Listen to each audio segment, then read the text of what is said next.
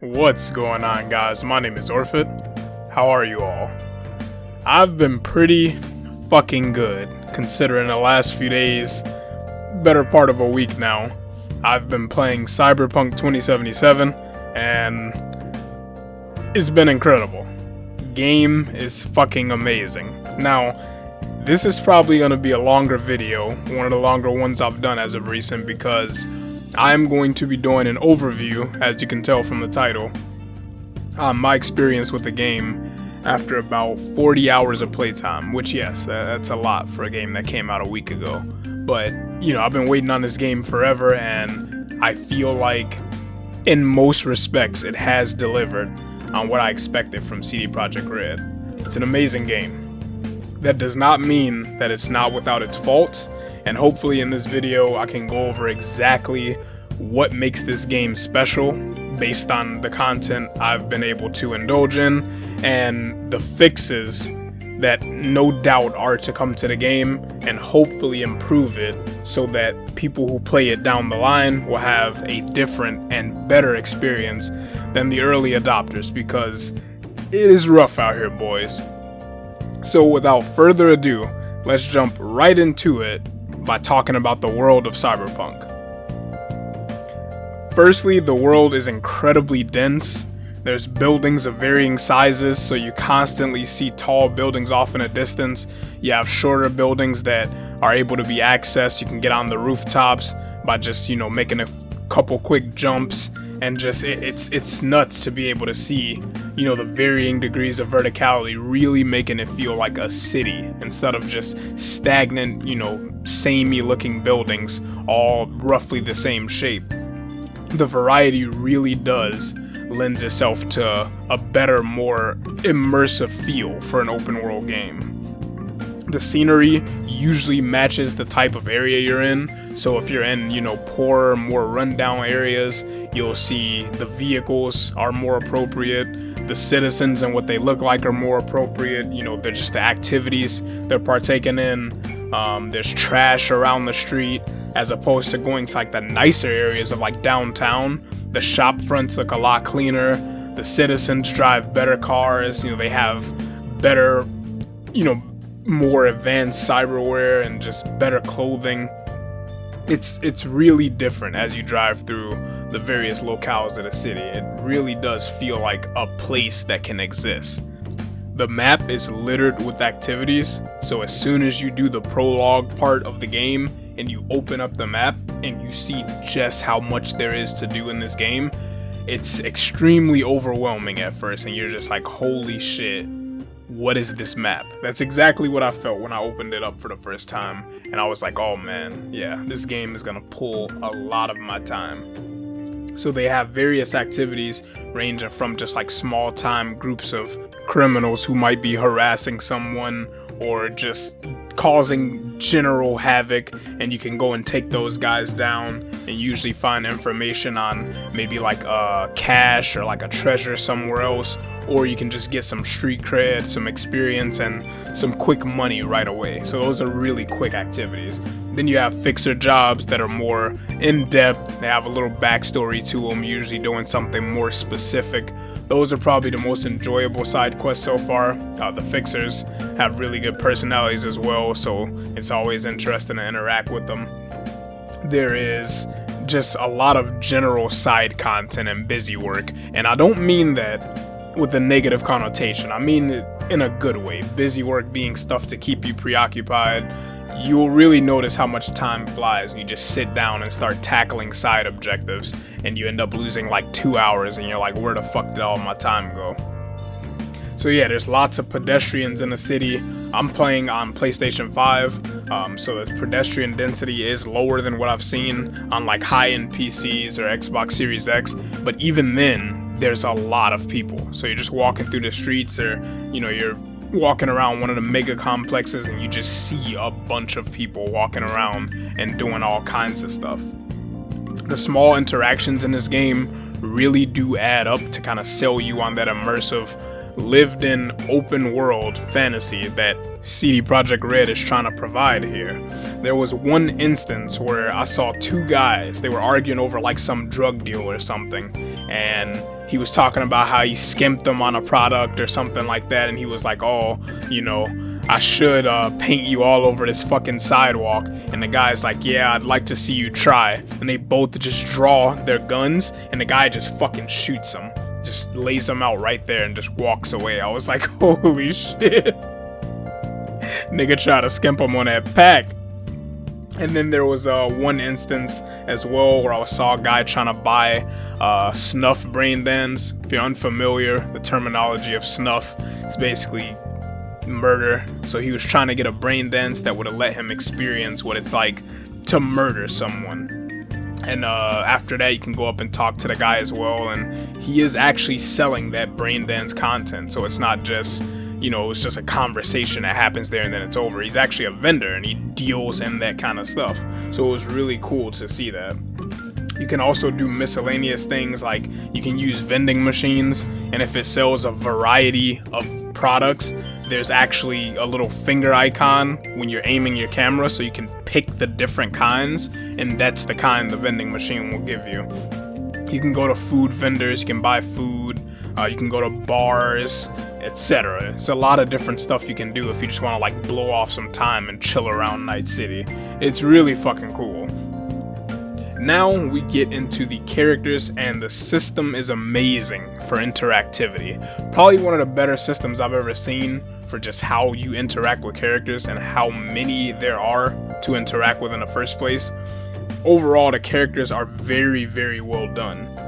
Everyone seems like they have a motive and a means to achieve their goals, and you're just kind of like a middleman to it. Obviously, you get your say in how a lot of this stuff goes as well, but that's what it seems like. Everyone in Night City is out for themselves, and they're just looking for somebody to help them along the way, if it means taking some slack off of them. The voice acting is really good. The characters, they animate very well when it works. We'll talk about some bugs and glitches later. V also has a cell phone that you can use to interact with characters outside of missions, so you can receive text from characters. There's some you can reply to, which could, you know, change the course of like some of the future missions they give you. You can call characters and they'll answer. You can ask them different things and get some exposition based on whatever relationship you have with that specific character. And it feels incredibly dynamic and well done. The phone system, every interaction I've had with it, whether it was a call or a text, it felt natural, like it would actually make sense. And the best part is, you decide a good portion of it. So you can never call any of these guys and get any of the exposition, or you can never call and maybe give them some information that would contribute to the next mission you're gonna do with them. It's up to you. Like there was one instance where I took on a job, it was early, and it was with Jackie. And I went to get some information, and then some more stuff came up, and it kind of like threw a wrench in the initial plans, and I was able to call and kind of give him, you know, that extra information and let him know like, hey, this is what this person wanted me to do. So if I never made that phone call, I wouldn't have done that probably, which is really cool. I really like when systems go that far to offer, you know, that kind of dynamism, and it just feels organic and your experience. It's unique to you. And it's really good. I really, really enjoyed it. So I can see how it would be very easy to get attached to a character in this game because, like I said, they're all well done. So if you come out having a handful of characters that you just love, I feel like this game definitely earned that. Like, it's not that hard to have that be a reality. The next thing we're going to move on to is the gameplay, which is the bigger, meatier portion of the game. That's where you're going to spend most of your time doing, is interacting with the systems that involve you controlling the character. And it gives you a lot of options for a playstyle. It's definitely up there as far as RPGs, where you genuinely get to pick like what kind of character you want to play. Like, you're not forced to just shoot everything, or you're not forced to use the hacking mechanics that are on display. It's genuinely up to you. So again, as I stated earlier, I am on PlayStation 5, and I get to experience 60 frames per second, which is buttery smooth. It's fucking great. I don't see a world where I enjoy this game at 30 frames per second. Ever since I've been able to play games on a PlayStation 5 at 60, man, it's very hard to look back. I don't forget where my fellow brethren came from, but it is definitely a massive plus that you would rather have than not have. The gunplay is really good, which surprised me a lot. I don't know, when I was seeing the pre-release footage and stuff, and CD Projekt Red was doubling down on the fact that this is an RPG first and foremost, I kind of felt like I did with New Vegas, where I felt like the shooting mechanics would kind of take a backseat to allow more of the RPG mechanics to, rear themselves, but I am pleased to report that is not the case. This game feels very good as a first-person shooter. The guns are responsive, they have the appropriate amount of kick and the sounds, the feedback when you're firing. It's really, really well done. Like, from the moment I was able to start taking control and use the weapons, I was like, yeah, this is really good, and I enjoy it a lot. So I haven't really indulged in melee yet, as I've committed to a hacking and gun-focused character. The melee, from what I have interacted with, is not really anything to write home about. It's pretty subpar. The hits do feel floaty, so when you're punching someone, the weight isn't there like it is with the weapons. You can definitely tell that their priority was more on the gunplay as opposed to the melee combat. But I guess it's serviceable. It'll do what you need it to do, but I do feel like the gun mechanics are a lot stronger than the melee attacks are. The skill trees make you choose wisely about where you upgrade, so you actually want to consider where you're putting your points based on what kind of playstyle you have and what kind of build you're looking to go into. And you cannot roll back those core skill points. You can respec perks, which is expensive as hell. It's like 100,000 eddies, but you cannot on your core stats. So you really want to consider, what kind of playstyle you want to have when you're making your character. I haven't experienced any of the crafting, as you have to spec for it. It's one of those core stats I was just talking about, so I can't really speak on it, but I am jealous whenever I find legendary crafting recipes, and I know that I can't really do much with it. It kind of sucks, but again, it offers that experience of committing to a playstyle and knowing that you're being rewarded for it. So if you do spec for tech and you craft, it's awesome, I would imagine, considering how many cool weapons I've seen so far. The loot is okay. The clothing options look pretty solid. This is one of those games that doesn't have a transmogrify system. And if you're unfamiliar with RPGs or MMOs, transmogrification is basically changing the appearance of your gear so that it looks like another piece of gear, but functionally, from a stat standpoint, it's whatever, gear you're wearing. So it gives you more options to customize the appearance of your character without sacrificing, how effective your character is. This is definitely one of the things I believe will come in a future patch. A little shame that it wasn't here on release, because it makes it so your character just looks like a fucking mishmash of some futuristic asshole that just put on the first piece of garments he saw and walked outside. It definitely is lacking in that area as far as customization, but they look nice, and sometimes you can get good static clothes that actually look good together, but don't expect to look like that for a long time, because you will find better and better gear as you play. As far as gun loot, the guns I've been mixed on, there are some really, really, really fucking cool weapons in this game that are like legendary tier and stuff, and they earn that title of being legendary tier. But generally, the stuff you're gonna find just on average as you're playing, it's throwaway. You're usually gonna use it for scraps, or you're gonna sell it for money. So the guns that are really cool are really fucking cool, but that average gun chase of just finding new weapons and using them is subpar at best. It's serviceable, again, just like the melee combat, it's serviceable. It'll get the job done.